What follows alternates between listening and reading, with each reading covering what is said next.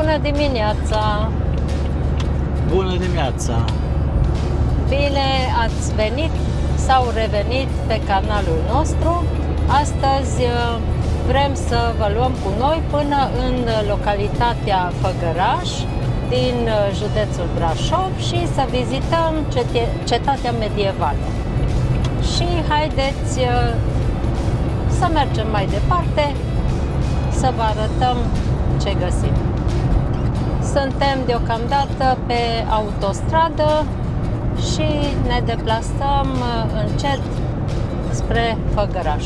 Avem în față munții, ca de obicei, și acum am intrat în localitatea Făgăraș, care este situată între localitățile Brașov și Sibiu. Și vom merge către cetate.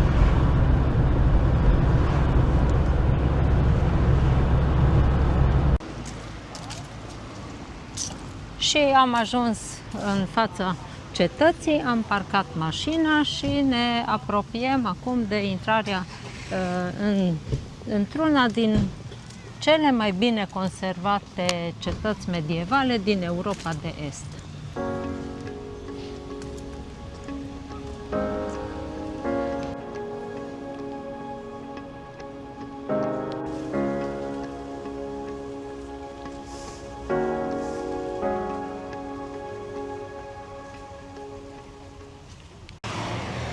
Și aici am ajuns la una din intrări, dar nu e intrarea principală în cetate. Avem aici două poduri. Acum trecem pe podul acesta. Și poarta aceasta este închisă. O să mergem pe lângă cetate, să ajungem la poarta principală. Uite, aici avem programul de vizitare și orarul.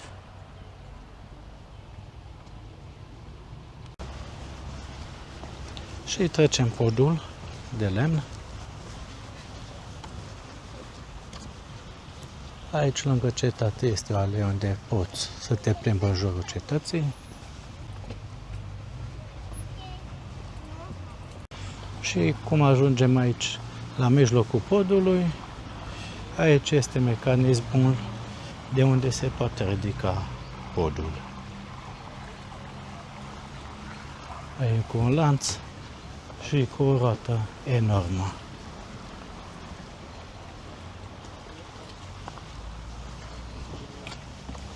E interesant mecanismul. Și bucata aceea de acolo se ridică.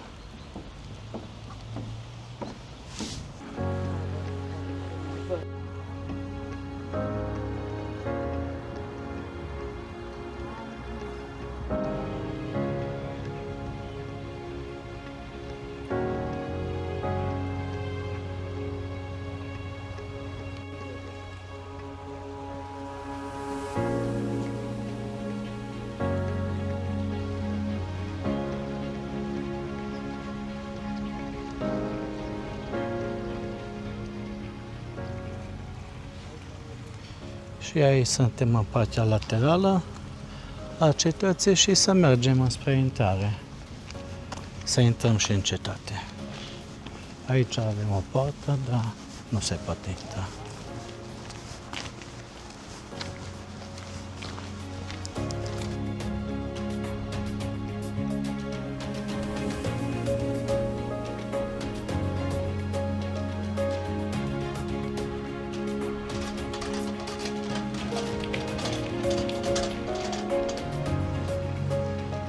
Și v-am arătat șanțul cu apă din jurul cetății, care este păstrat și în ziua de astăzi, lucru care nu se întâmplă la alte cetăți. Avem aici ziduri masive, păstrate foarte bine.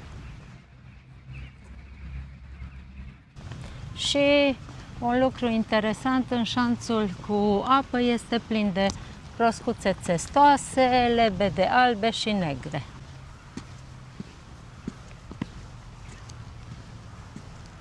Acolo în față avem două lebede negre la plajă. Și în fața noastră este podul de la intrarea principală, unde o să mergem să achităm biletul de intrare.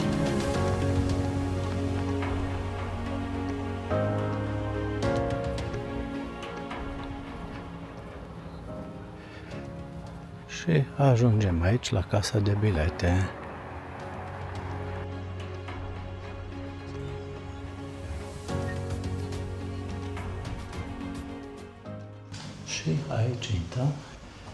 Și aici intrăm în curtea cetății.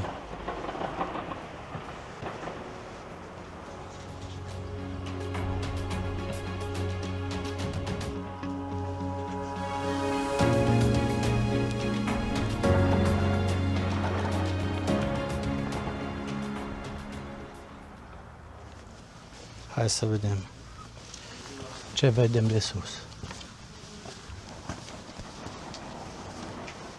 Aici în stânga avem câteva uși de lemn interesante, cu mărci din ce în ce mai mică e ușa.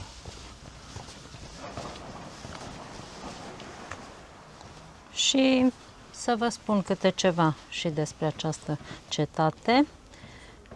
Construcția ei a început în secolul al XIV-lea și s-a început pe locul unei fortificații de lemn.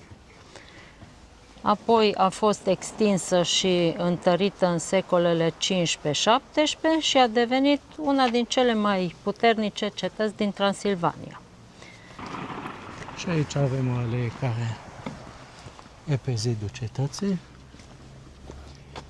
Suntem pe zidul de sus, de unde sunt orificiile acestea de apărare. Și aici în față se vede podul principal de intrare.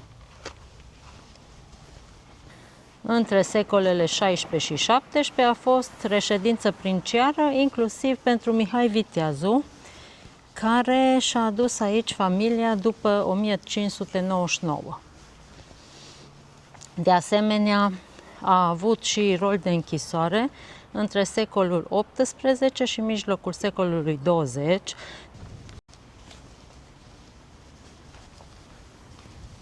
Astăzi, cetatea găzduiește Muzeul Țării Făgărașului, unde o să intrăm și noi și unde vom descoperi artefacte, săli princiare și fragmente din istoria locală.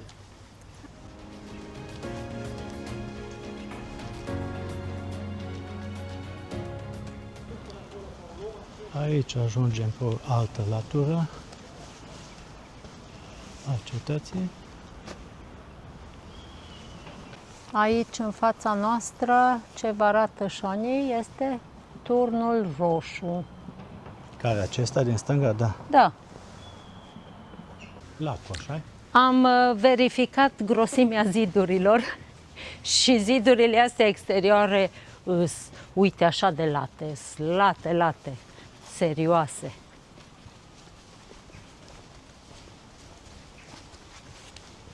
Și asta e ultima latură a clădirii.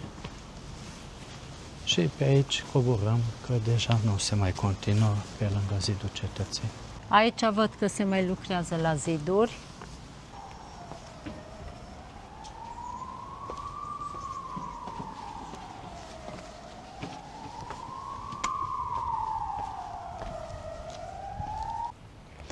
Și uitați, aici încă un turn și ăsta se cheamă Turnul Tomorii. Avem parte de o vreme foarte bună. Da, avem noroc și de vreme bună.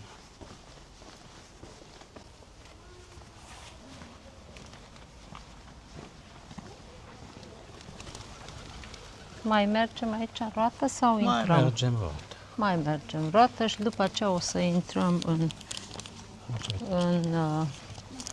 muzeu, în clădirea principală. Curtea interioară. Da.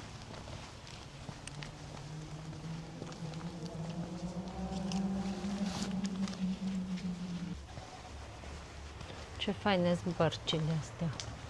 Stai să văd din ce din lemn.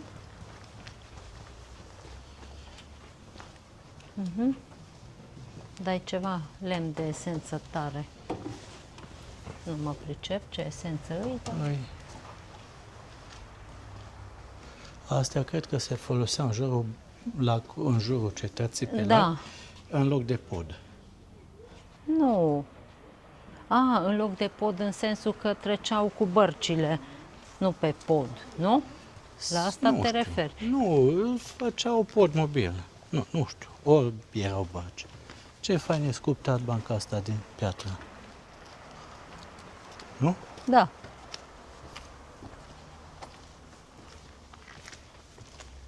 Aici, în spatele lui Renata, intrarea. Pe acolo am intrat. Da. Și ne continuăm.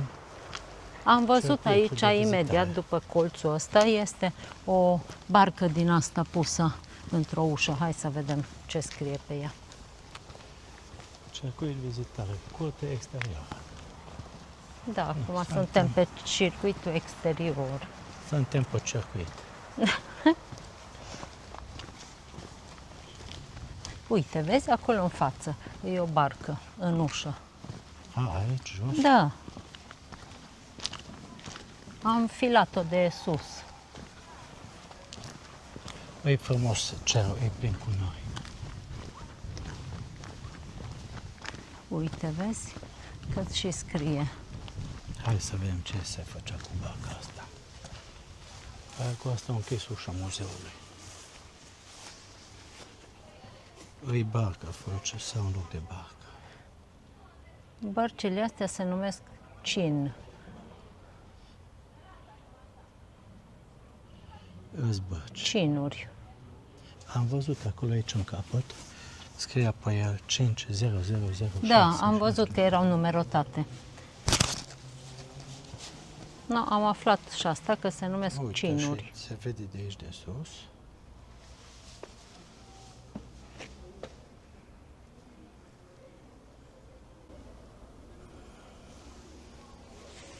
Și aici atelier, cum se confecționează, da?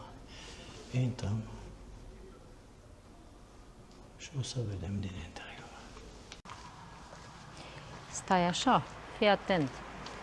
Aici, ăsta, e turnul negru. Deci, cum am observat, avem 4 turnuri.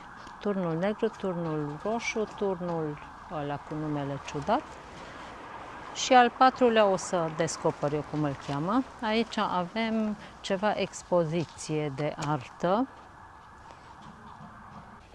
Valer Literat este numele Muzeului Țării Făgărașului.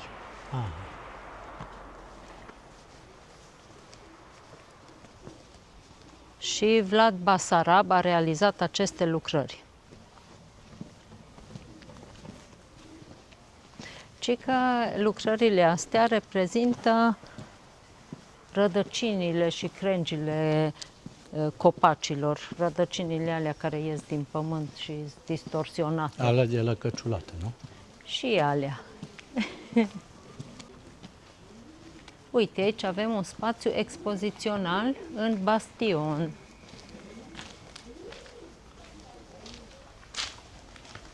Hei, ce fain!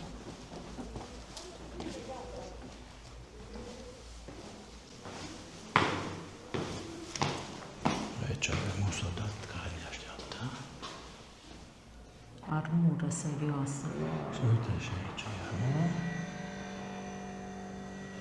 Și 2 tunuri, mini-tunuri. Astea sunt Deci pantochef. aici avem expoziție cu capacitatea militară a cetății.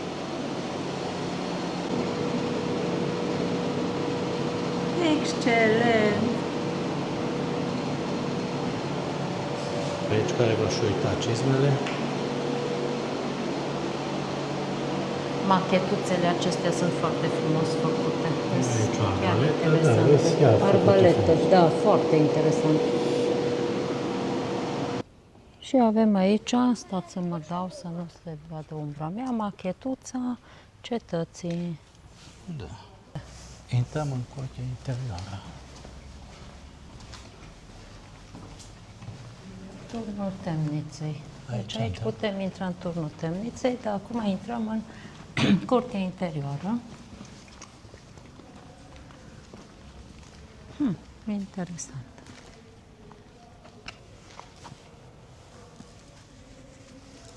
Acolo în colțul celălalt toaletă.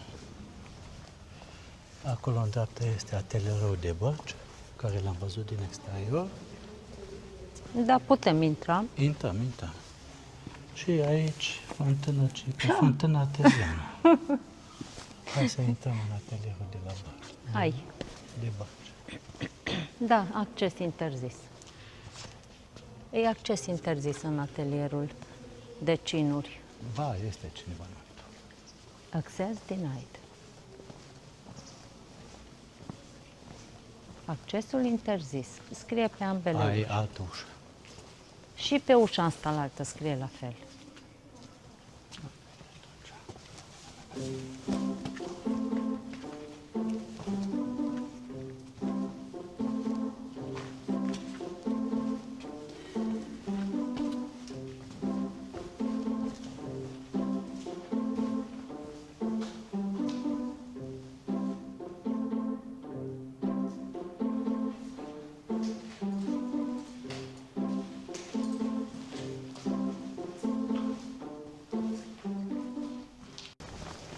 Haideți acum să intrăm prima dată în turnul, Cetății.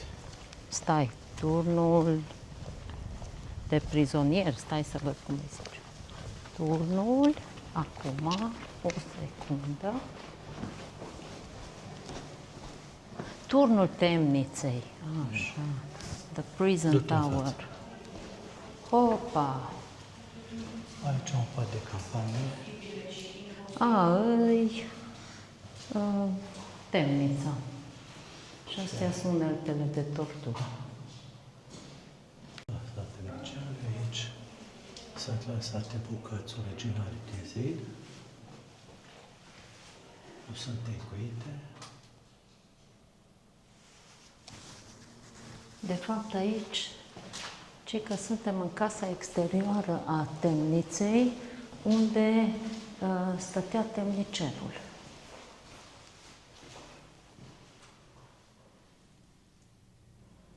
Scene și instrumente de tortură. Nu ne interesează. Nu. Aici n-ai voie să urci. Cu toate că cred că era interesant. Spațiu închis vizitării. Aici e întuneric, rău de tot. Oh, Aici iarăși tot la fel instrumente de tortură. Îi și rece îi plăcut. aici, deci e temnița adevărată.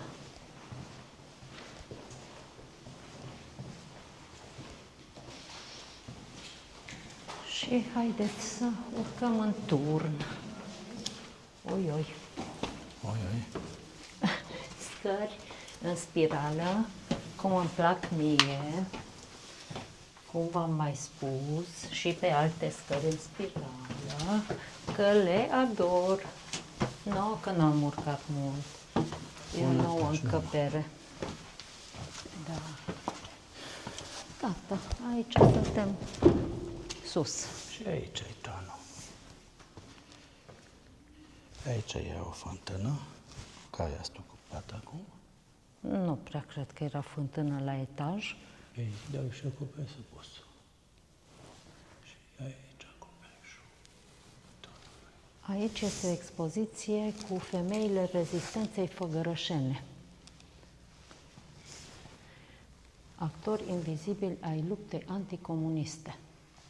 Da, pentru că în cetatea Făgărașului au fost întemnițați foarte mulți luptători anticomunism din perioada comunistă.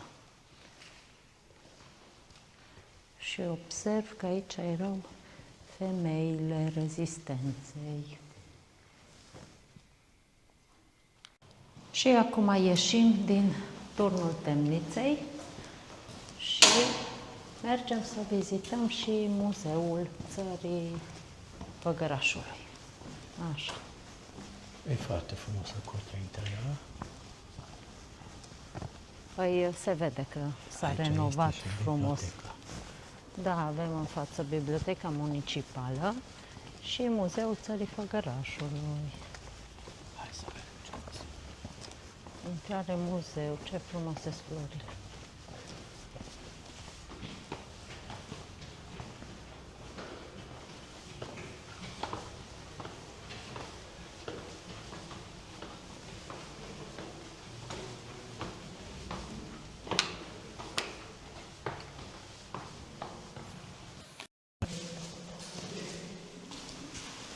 Și aici avem un hol lung.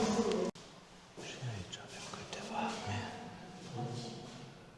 Stai că avem mai multe chestii. Pistol cu capsă din pistol cu apă. secolul XIX, sabie, tot din perioada aia, cornuri pentru pulbere, același secol. Da, deci astea sunt din prima jumătate a secolului XIX.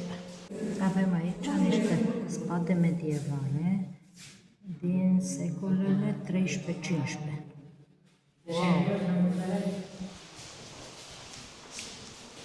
Și trece așa dintr-o încăpere în alta. Nu, aici e interesantă camera asta, e frumoasă. Uite, veșminte populare. Vai, superbe. Deci costumele populare din prima jumătate a secolului 20, aici contrastul cu costumul actual. Excelent, să vedem de când sunt. Costum maghiar. Prima jumătate a secolului 20. Costum românesc. Aici, din 1936 aici. La de este 1882. Și un pat supraetajat.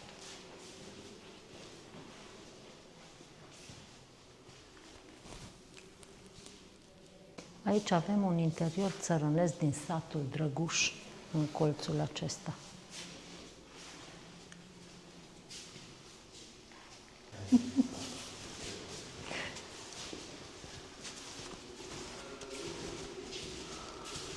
Am intrat în sala următoare. Ușa, wow, ce faines! Și e de interesant să revezi istoria. Și aici sala tronului. Sala tronului. Așa cred. Da. Da. Oh. Ce masă.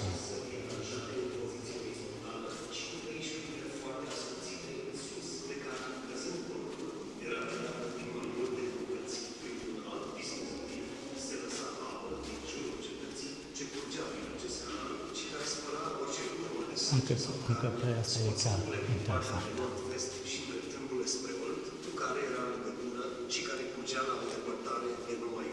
Mecanismul fecioară de fier. Mecanismul fecioara de fier.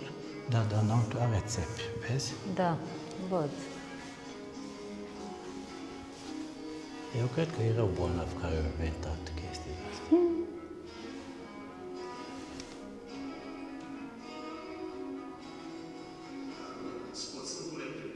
Deci am traversat sala tronului. Acolo în capăt stătea șeful. Șeful de masă.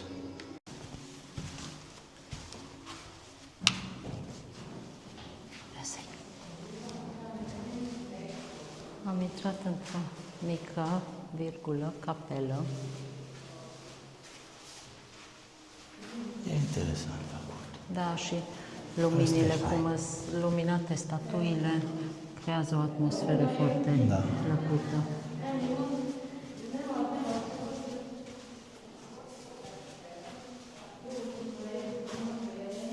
Și șemineul. Și uite, aici este ușa în dreapta. Hai. Urcăm.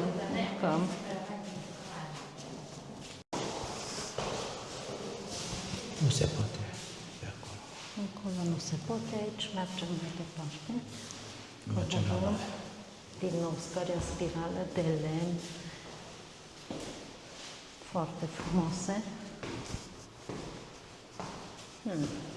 Și aici se țineau domnițele de balustradă.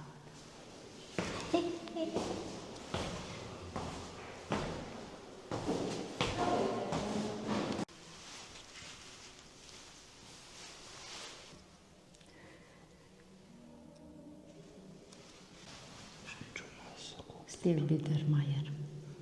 Numai lucruri valoroase. Vedeai muzeu, nu? Da. Deci, din nou, prințesa și-a găsit un loc de odihnă. Admirăm peisajul. În fiecare cetate găsesc câte un loc de admirat cam sus peisaj. un pic, da. Nu contează. Poți să te ridici. Și aici la ieșirea iarăși un hol lung și câteva sări, camere pe care treci. Ăsta da ceas.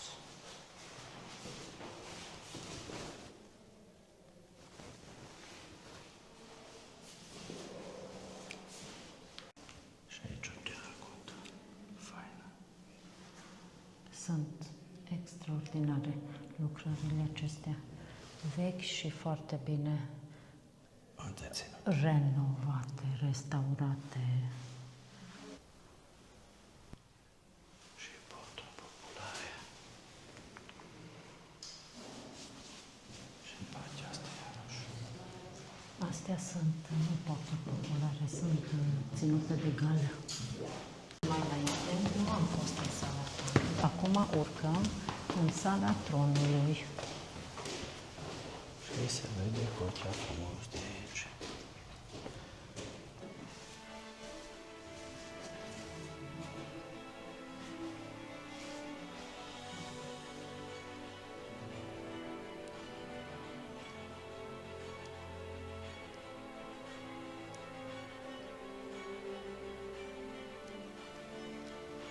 Și de aici o mobilă. Cu o plintă. Tot așa se vede. Și aici stătea șeful. Era tron. Stătea șeful aici, bă. Da, deci în această sală erau primiți solii din țara românească și Moldova. Deci era ca un sediu princiar al Transilvaniei. De ai văzut pe ambele părți la fel e aranjat cam era.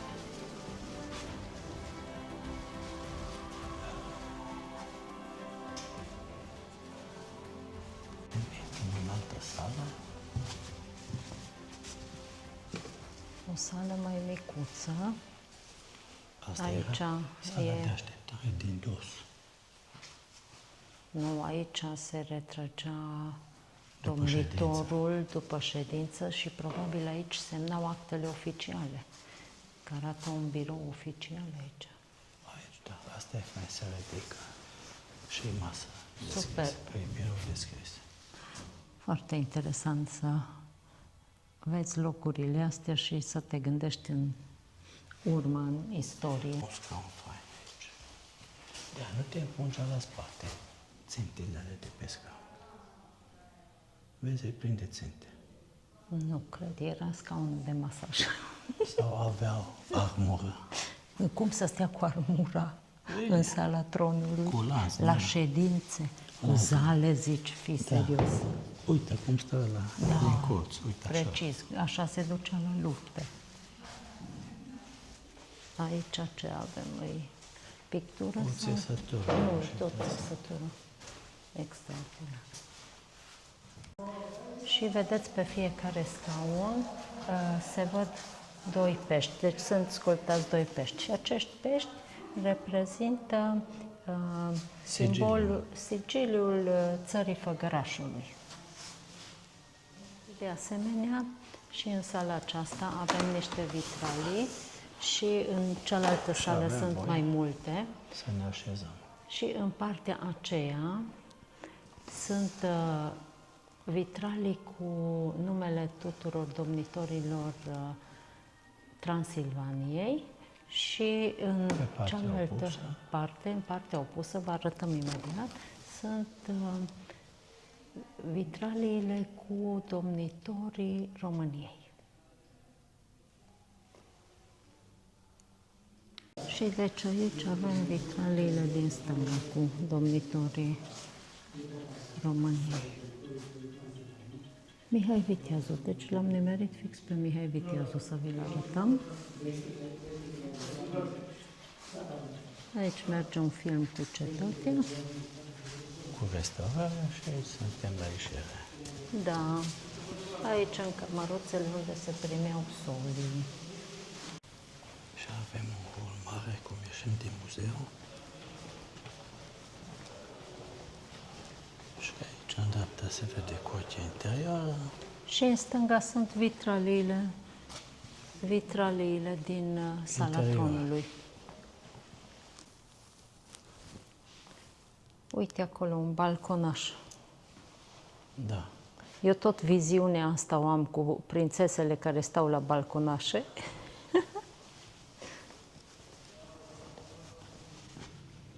Sau acolo putea să iasă și domnitorul și vorbea poporului adunat în cetate. Mai degrabă. Da. Și cu acestea am terminat vizita la superba cetate medievală de la Făgăraș, foarte bine conservată și renovată. Și o să ieșim să ne plimbăm un pic și în jurul cetății. Și aici este turnul Temniță, care, uitați, Renata să zică, tot voia să zică. Am fost înăuntru un turn, e turnul acela unde sunt femeile rezistenței comuniste. Și ustensilele de tortură, ce nu ne-a impresionat, și acum ieșim. Este poartă laterală, nu-i poarta principală, dar pe aici se intră și se iese.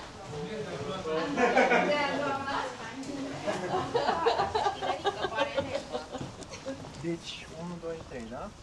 1, 2, 3, luați pe ea de ca studenți. Bine, hai. 2. Facem un tur pe aici, Da. pe lateral. Să vedem zidurile și din exterior. Și pot să vă spun și câteva legende, pentru că există câteva legende. Legenda doamnei Stanca ne spune că după moartea lui Mihai Viteazul, soția lui, doamna Stanca, a fost închisă în cetate de către nobilii maghiari. Se spune că a trăit aici în mare suferință și că în zona Făgărașului există și un lac numit Lacul doamnei Stanca, despre care se crede că îi poartă amintirea.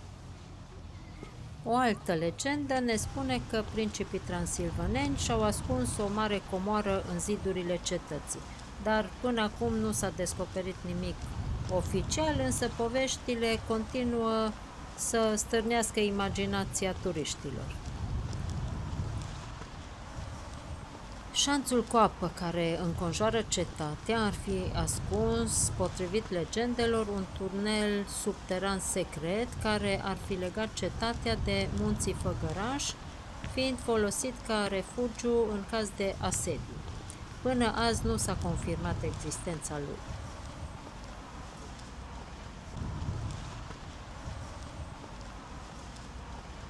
Și cum ți s-a părut?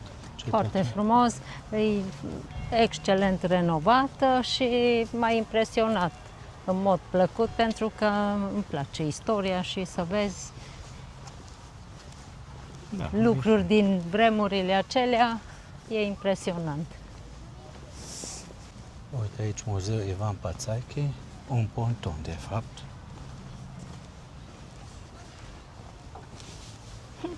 Și în partea cealaltă, după apă, iar este o alee unde te poți plimba în paralel cu apa. Cu șanțul. Cu șanțul, cu apa. Poți Da, înconjura cetatea și pe din exterior. Și ne-am pornit aici pe parcul central, care este în jurul castelului. Să mergem până la biserica aceea ortodoxă. care se află lângă cetate. Este cea mai emblematică clădire din oraș. Și ne aflăm aici, lângă centru. cetate, în parcul din centru și am văzut o Zonă fântână pietonală. arteziană, foarte frumoasă. Cum e cald afară, ce frumos se văd stropii de apă. Cred că asta este zona pietonală a orașului. Da, aici avem totul, avem cetatea, parcul central, catedrala, fântâna arteziană. Cred că casa de cultură în spatele fântânii. Așa pare. Ce interesant pulverizează apa aici pe margine. E vara să-ți răcorește, poți vedea, dacă ai șlap sau sandale.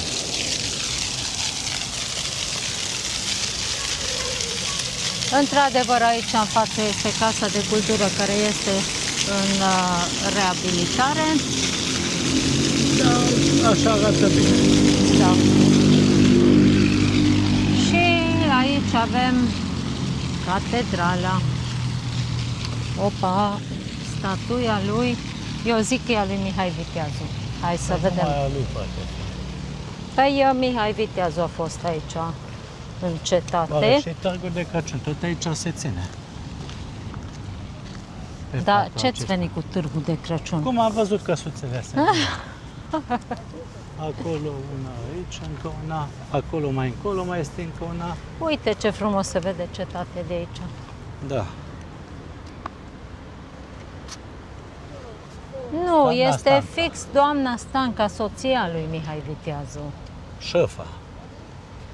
care a fost închisă aici. Și aici un amfiteatru unde poți să te așezi, să privești cetatea.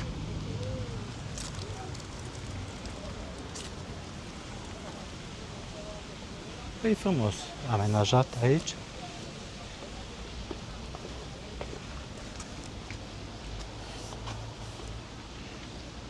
Poate aici au loc și ceva mini-spectacole. Da, Pentru dar aici că e la foarte scenă- interesant cum se ved ambele laturi a cetății. Și cu noria aia în spate, e superb. Da, și e posibil să fie și spectacole, cum zice Renata, pentru că este un podium de lemn. Și aici, alea pietonală continuă în dreapta, E parcul, e parcul central.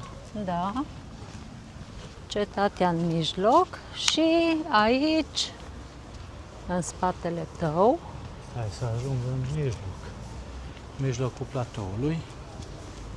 se află Catedrala Ortodoxă din Făgăraș. Este imensă. Wow, ce mare e! Foarte mare, impunător față de celelalte clădiri care îl Foarte înconjoară. frumos decorată. Are niște sculpturi migăloase foarte interesante.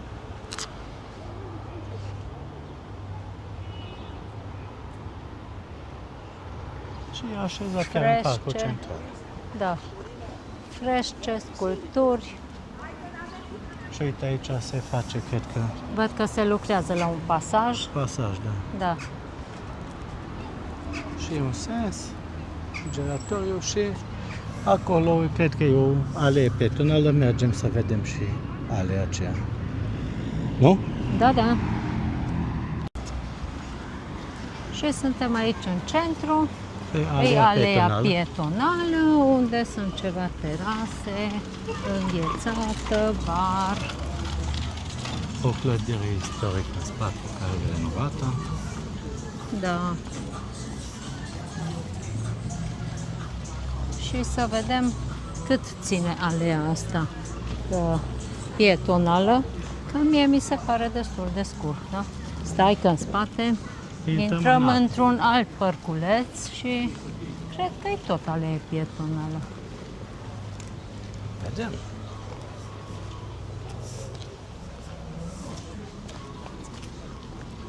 Da, e tot un parc, e aerisit, e frumos. Și clădirile tot așa vechi. Dar Vechi, văd că renovate. circulă totuși Da, mașinile. probabil organice. Dar sunt reînnoite clădirile și curățenie pe jos.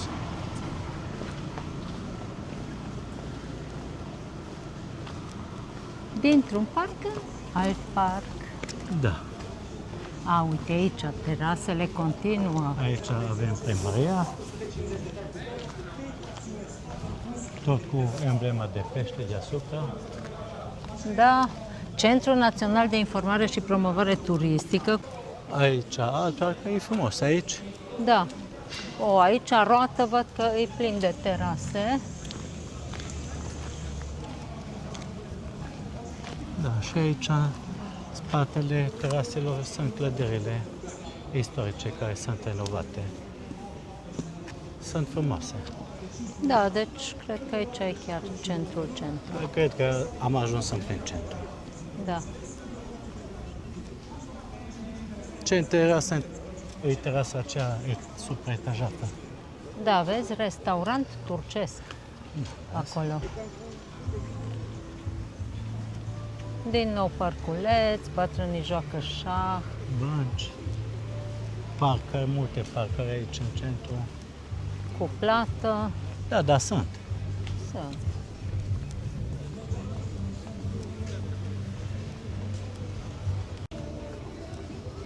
Și am trecut de parc. Ce este o stradă din nou, dar nu e betonală, dar tot cu terase. Și clădiri tot din astea vechi, renovate și foarte frumoase. Oraș micuț, dar cochet. Da. Și hai să mergem încolo. Hai pe aici. Să Pe nu trecem prin barul terasă. ăsta, că merge muzica și... Da. Să putem ocoli muzica. Da, în față văd că scrie liceul, un liceu, Radu, Nu văd, da. nu știu, Radu Negru, liceu Radu Negru. Tot o clădire veche, istorică. Da. Mai sunt și clădiri în renovare, că de exemplu aici în stânga văd că se renovează.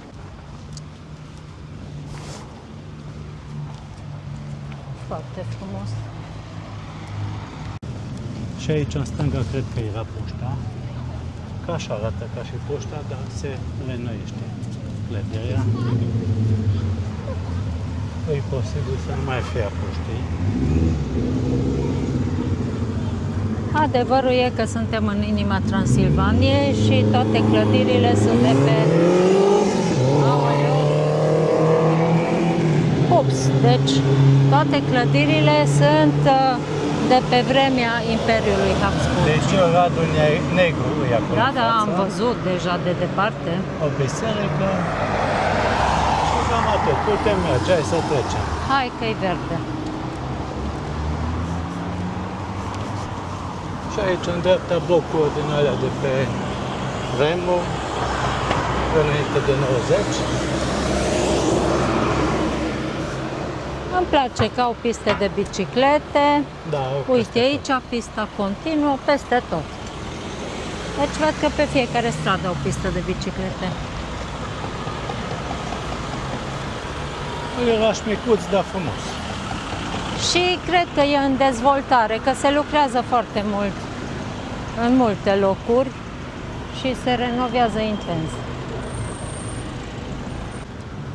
Oare ați fost careva în Făgăraș să vedeți cetatea seara? Scrieți-ne în comentarii. E iluminată? Cum arată? Și ne întoarcem încet prin parc, în pași de plimbare spre mașină. Și trecem aici pe lângă încă o clădire foarte veche și foarte frumoasă. Dar asta nu e chiar renovată, dar probabil și aici se lucrează. Și ne îndreptăm încet spre mașină. Și cu această plimbare a noastră în Făgăraș și în cetatea Făgărașului a luat sfârșit. A fost o plimbare scurtă, interesantă. Vă mulțumim că ne-ați urmărit. Vă rugăm să vă abonați, pentru că nu vă costă nimic. Și să mulți ne vă dați, uitați, dar nu sunteți abonați. da, să ne dați un like, un share și așteptăm și comentarii. Întrebați-ne orice doriți, scrieți-ne ce doriți, noi vă răspundem cu drag. Și vă salutăm de aici, din făgărașul acesta frumos și ne revedem în următorul vlog. Salutare! Salutare! Nu mai